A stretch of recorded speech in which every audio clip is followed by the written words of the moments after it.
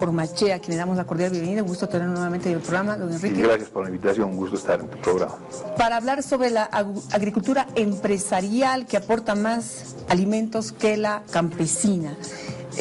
Don Enrique, le propongo que nos acompañe a ver un sondeo que hemos hecho en la calle para preguntar a la gente precisamente si sabe la procedencia de los alimentos que consume. No solamente estamos hablando de hortalizas, de verduras, de frutas, sino también alimentos procesados como el arroz, el fideo.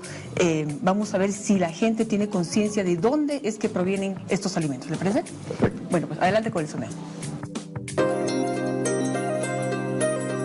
¿Usted conoce la procedencia de los alimentos que consume?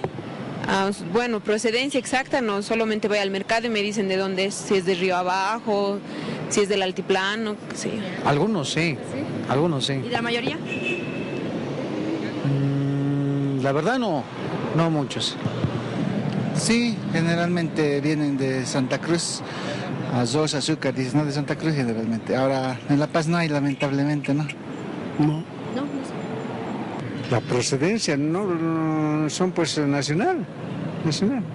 El arroz que depende, ¿no? El arroz, como somos país que producimos arroz, pero no siempre en la tienda de barrio o en el supermercado donde realicemos las compras va a ser ese arroz que producimos acá. Puede ser importado, puede ser, qué sé yo, un arroz chileno, peruano. Bueno, del arroz, digamos, sabemos lo más general que viene de Santa Cruz, tenemos diferentes especies o clases de arroz, sí, lo único. Del azúcar, bueno, de la caña de azúcar que igual traen de Santa Cruz, de Bermejo, del fideo, bueno, del trigo, ¿no?, que lo elaboran ya en las fábricas, etc. Ciertamente hay un desconocimiento de dónde provienen los alimentos que consumimos a diario. Don Enrique, según el CERLA, la agricultura empresarial ha sido fortalecida en los últimos años y hay un sometimiento a la agricultura campesina. ¿Cómo ha sucedido y por qué se hace esta afirmación? Bueno, lo que pasa es que ya desde 1952, con la reforma agraria, el gobierno de entonces privilegió la expansión de la agricultura de corte capitalista en Santa Cruz. Eso significó que todos los recursos, sean de crédito, infraestructura caminera, etcétera, se concentren en esta región, que, vuelvo a reiterar, tenía condiciones óptimas para el desarrollo de la agricultura y sobre todo para una agricultura de exportación. Esa es la razón fundamental por la que, Santa Cruz comienza a tener una importancia significativa desde esas épocas hasta ahora, en desmedro de la agricultura asentada más bien en valles y altiplano, que son las dos regiones donde se asientan la mayor parte de los campesinos de Bolivia, ¿no? Entonces, esas son las razones específicas de este crecimiento, y esta tendencia se ha mantenido en los últimos años y muy fuertemente también durante el gobierno de Evo Morales. Ahora, ¿esto es malo, es bueno? ¿A quién favorece, a quién perjudica? Mire, el tema es que el Estado se ha olvidado de una porción importantísima de productores campesinos en el occidente del país. En ese sentido no es pues positivo, porque se trata de alrededor de más o menos entre 400 y 500 mil unidades productivas que muchas de ellas están en condiciones muy difíciles de producción.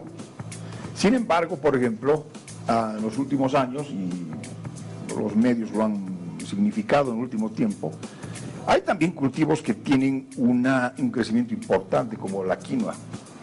En los últimos años es un cultivo que se ha expandido notablemente en el altiplano sur de Bolivia, pero que ya no es producido por campesinos, digamos, tradicionales, en la medida en que son productores que ya incorporan trabajo asalariado y maquinaria para sus actividades culturales agrícolas.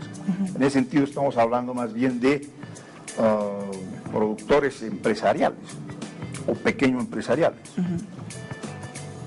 Sin embargo, esta gran producción de quinoa, que como todos sabemos es un alimento extraordinario por sus cualidades nutritivas, El 90% se exporta y Bolivia llega a consumir más o menos el 10%. Inclusive los propios productores agrícolas prefieren vender toda su producción debido a los precios, que son elevadísimos, cuatriplican al precio de la soya, y prefieren también consumir otro tipo de alimentos. Entonces, los cambios en los hábitos alimenticios de la población, como veíamos en el sketch, son grandes. Pero además es curioso porque en las entrevistas que se hace a la gente, y estamos en La Paz, nombra el arroz y no la papa, por ejemplo, como uno de los alimentos que conocen más, o la caña de azúcar, que son alimentos que vienen de tierras bajas, de Santa Cruz, de Alto Beni, etc. Pero no se nombra la papa. Y este es uno de los cambios que está habiendo en relación a los hábitos de consumo en Bolivia. En los últimos 20, 30 años hay una tendencia a un mayor consumo de carnes de vaca, de pollo, aceites vegetales en vez de aceites grasas animales, es decir, por aceite vegetal estamos hablando de todos los aceites que provienen de la soya, por ejemplo, y una igualación casi en el consumo de arroz y papa, que antes era al revés. En las zonas, sobre todo andinas, había un mayor consumo de tubérculos como la papa en desmedro de estos productos más tropicales. Bueno, esto responde a que definitivamente los ofertantes de estos productos, en este caso la agroindustria, es la que está proveyendo más y da más posibilidades de que se consuman estos productos en el mercado. Es decir, los campesinos no están pudiendo cumplir con las expectativas de los consumidores. Sí, los datos que nosotros manejamos, por ejemplo, el caso de Santa Cruz está produciendo alrededor del 75-78% de la producción agrícola. El altiplano más o menos 8% y los valles alrededor del 15%, es decir, esa es la relación. Ese es el dato específico, concreto, ¿no? Lo que nos demuestra que efectivamente la agricultura capitalista o la agricultura empresarial es la que está produciendo la mayor parte de los alimentos. No tanto así ya la producción campesina, antes era al revés. Claro. Hasta los años 50, 60. Bueno. Y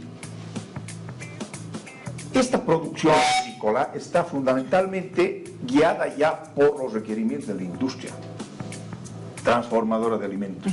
Es decir, si uno ve lo que se consume, fideos, arroz, azúcar, por ejemplo, son productos que requieren de una u otra manera de procesos de transformación de esa materia prima. Entonces, cada vez más la industria es la que va señalando cuál es el camino que va teniendo la propia agricultura en su desarrollo, el tipo de cultivos que deben producir los productores primarios, por ejemplo. Entonces, eso está absolutamente Pero esa es una claro. tendencia general, es una tendencia en el mundo entero. Es una tendencia mundial propia del capitalismo, el desarrollo capitalista que plantea de esa manera la articulación y la subordinación de la agricultura a la industria. Bueno, y por más que este gobierno en particular haya intentado todos estos años de alguna manera impulsar, reforzar al agricultor campesino, no se ha logrado revertir esta situación. ¿Hay manera que de pronto cambiemos nuestros hábitos alimenticios?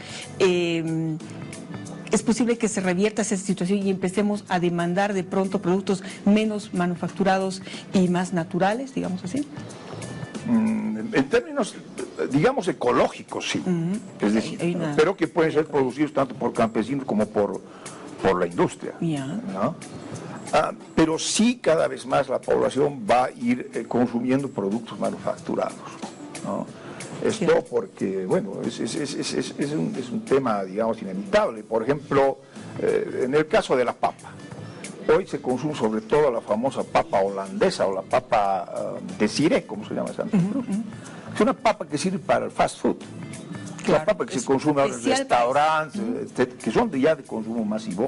Por lo tanto, por ejemplo, nuestra muy deliciosa papa andina dulce ya no va a ser producida porque además resulta muy cara para el consumo nacional. Entonces los propios campesinos van buscando formas y cultivos donde van a tener mayores ingresos. Seguramente, para sobrevivir. ¿De qué manera influye el nivel de importación de alimentos agrícolas e industriales, así como de bebidas destinados al consumo de los hogares bolivianos?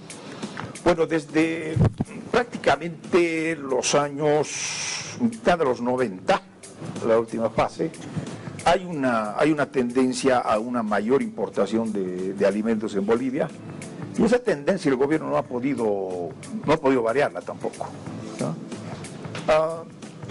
Esto porque efectivamente, por ejemplo, si uno ve la curva de producción agrícola, uno ve una curva en ascenso paulatino, pero si uno saca de esas estadísticas soya, sorgo, caña de azúcar y maíz duro, Bolivia estaría en una situación de estancamiento de su producción agrícola. Es decir, 4 cultivos están en realidad explicando este crecimiento.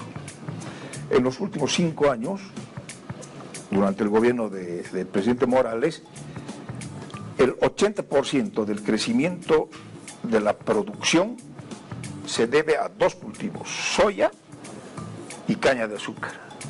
Y soya porque solo una parte muy pequeña está consumida en el mercado interno en términos de aceites, el resto va a la exportación, y la caña de azúcar fundamentalmente acicateada por un incremento en los precios del alcohol a nivel mundial, el etanol, que está sirviendo para biocombustible. Entonces,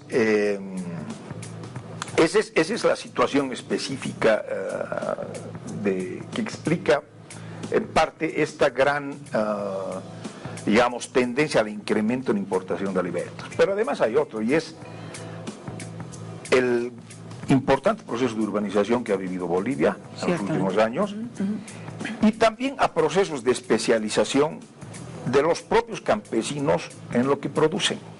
Es decir, ya no tenemos el típico campesino que tenía 6, 7 u 8 cultivos.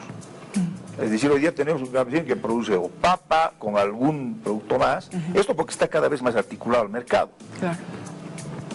Y eso lleva a que también se convierta en un demandante casi neto de alimentos, claro, salvo el que produce. Claro. Entonces, ese también es un escenario que está explicando cómo a partir de un nivel casi de estancamiento de la producción, nos vemos obligados a importar cada vez más alimentos, y alimentos que pueden ser fácilmente producidos en Bolivia. Eso es lo más lamentable. Eso es lo más lamentable. Ante estas transformaciones, ¿cuál es la recomendación del CEDLA? Bueno, es entrar a un proceso que lleve a los productores a intentar la gran producción agrícola.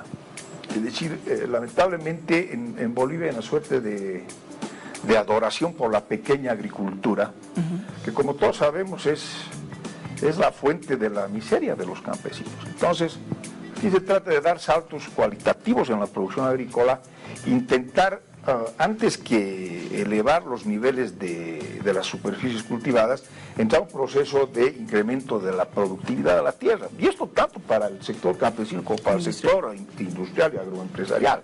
Porque los niveles de productividad del sector empresarial son también sumamente bajos. Son los más bajos de la región. Cierto. Y la agricultura está creciendo a partir de expansión de frontera agrícola. Y Bolivia, contrariamente a lo que se cree, no tiene muchas tierras preparadas, específicas, aptas para la producción agrícola. Claro. Este es un país fundamentalmente bosques.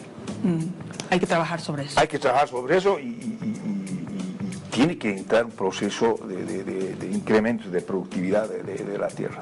Bueno, pues y nosotros como ciudadanos de pie tenemos que interesarnos un poquito más sobre el tema y ver qué es lo que estamos consumiendo y valorar también, por supuesto. Nos hemos acostumbrado de pronto también a repetir de manera automática que sí hay que apoyar el desarrollo del campesinado, de que tenemos, ¿no?, nuestros productos muy naturales, muy buenos, y que los valoramos definitivamente, pero hay que ver qué está haciendo también la parte agroproductiva, la parte agroindustrial en el país, que es muy importante. Por lo visto, es necesario que también en función a ello pongamos nuestra visión. Don Enrique, gracias por acompañarnos. Le invitaría una agüita de quiza, pero tengo una Coca-Cola, ¿no?, antes de que nos vayamos y nos despidamos. Gracias por acompañarnos. Muy amable, muchas gracias. Enrique Ormachea, investigador del CEDLA, nos acompañaba hablando sobre agricultura empresarial que aporta más alimentos que la campesina, para que tengamos muy bien marcado ese dato. Nos vamos a un corte y luego continuamos con su revista.